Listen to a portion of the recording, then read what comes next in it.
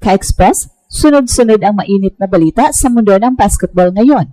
Una, magandang balita mula sa training camp ni Kai Sotto. Ayon sa insider reports, nakikita na ang malaking improvement sa kanyang conditioning at skill development matapos ang ilang buwan ng recovery mula sa kanyang ACL injury. Ang target, maging NBA ready sa 2026. Sakto na taon ng kanyang full comeback, kaya muling umaasa ang mga Pinoy fans na tuloy-tuloy ang development ni Kai para tuluyang makapasok sa pinakamalaking liga sa mundo. Samantala sa NBA, bagong hamon naman ang haharapin ni Jalen Green. Ayon sa ulat ng Valley of the Suns, pinaplanong ipresto siya bilang point guard ng Phoenix Suns.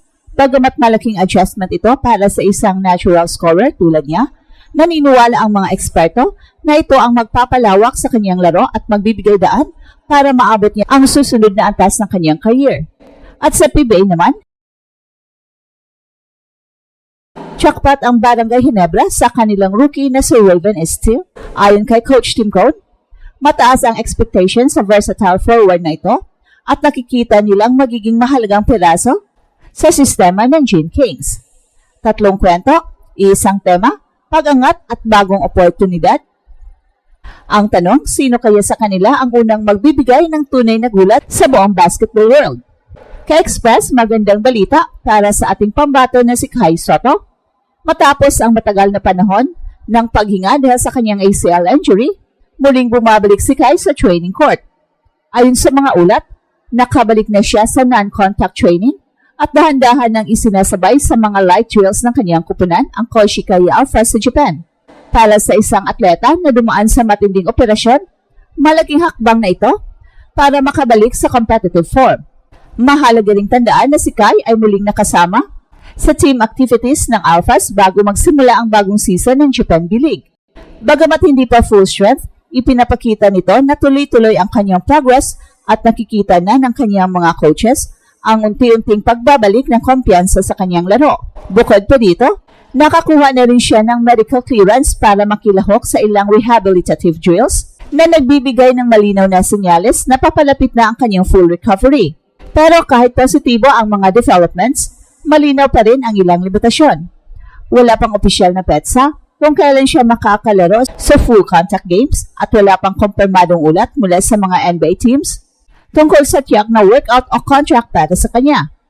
Gayunpaman nagsisimula ng nagmasid ang ilang scouts at kung may papakita niya ang kanyang lakas at consistency sa Japan, mas lalo itong magbubukas ng pintuan para kay Kai sa NBA. Well, sa kabuuan, ang pagbabalik ni Kai ay hindi lang simpleng recovery story. Ito ay roadmap papunta sa isang napakaliging pangarap ang makapaglaro sa NBA.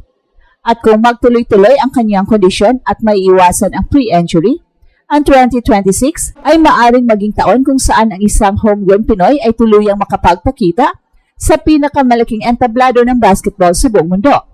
Ka-Express, lumalabas na isa sa pinakamalaking eksperimento ng Phoenix Suns ngayong NBA season ay ang paglipat kay Jalen Green sa posisyon ng point guard. Sa isang article, tinuturing itong career-defining challenge para sa 22-year-old Phil Amgard na kilala sa kanyang explosiveness at scoring ability. Bakit nga ba point guard? Una, ang Suns ay nangangailangan ng mas mabilis na backcourt player. Matapos ang kanilang mga struggles noong nakaraang season, nakitang kakulangan nila ang consistent ball distribution at floor leadership. At dito pumapasok si Jalen Green, isang natural scorer na kailangang matutong mag-orchestrate ng opensa at ipakita na kaya niyang dalhin ang kanyang mga kakampi. At ayon sa coaching staff, malaking bagay ito hindi lamang sa Suns, kundi pati na rin sa personal na development ni Jalen. Ang paglalaro sa point guard spot ay pipilitin siyang maging mas disiplinado sa decision-making at mas malalim na understanding sa X and O's ng laro. At kapag naging consistent siya rito, hindi lang siya basta slasher o scorer, pwede siya maging all-around leader ng kupunan. Subalit, hindi rin madali ang transition na ito. Ang pressure ng pagiging playmaker ay nangangailangan ng basketball IQ, vision at composure, bagay na hindi pa lubusang nakikita kay Jalen Green sa kanyang mga unang taon sa NBA. Pero ayon sa analysis, kung may tamang guidance at suporta, maaaring ito ang eksaktong challenge na magpapaangat sa kanya mula sa pagiging flashy player tungo sa pagiging tunay na franchise cornerstone ng Phoenix Suns. Para sa ating mga Pinoy fans, nakaka-excite itong panoorin.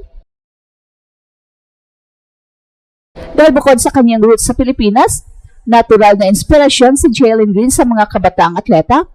Kung magtatagumpay siya sa kanyang bagong role na ito, pwede nating masabi na ang isang Phil-Am ay hindi lang scorer, kundi tunay na floor general sa pinakamalakas na liga sa mundo. Ka-Express, sa PBA naman, umani ng papuri mula kay Barangay Ginebra head coach Tim Cone ang rookie nilang si James Estill.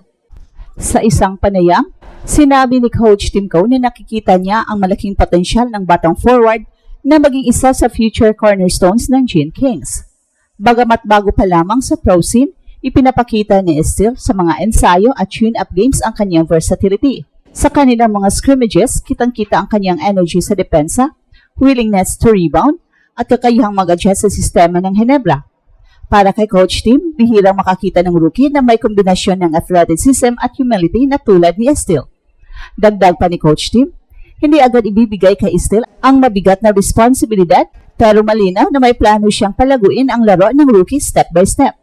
Kung magiging consistent sa training at maipapakita ang composure sa actual PBA games, maaari itong maging simula ng matagal na career sa liga. Para sa mga Barangay Ginebra fans, exciting ito dahil matagal nang kilala ang kupunan bilang tahanan ng mga rising stars. At kung patuloy na mag-improve si Estill, maaari ito ang jackpot pick na magbibigay ng bagong energy sa kampanya ng crowd darlings. Ka-Express, malinaw na puno ng pag-asa at excitement ang mundo ng basketball ngayon. Si Kai unti-unti nang bumabalik sa forma matapos ang kanyang injury at nakikita natin na papalapit na ang katuparan ng kanyang pangarap na makapasok sa NBA. Para sa atin, siya ang simbolo na walang imposible kung may tiyaga at determinasyon. Samantala, si Jalen Green naman ay haharap sa bagong hamon bilang point guard ng Phoenix Suns. Kung magtatagumpay siya rito, maaaring ito ang turning point ng kanyang career mula sa pagiging scorer tungo sa pagiging tunay na leader sa NBA court. Isang bagay na tiyak na magiging inspirasyon para sa mga kabataang Pinoy na nangangarap din.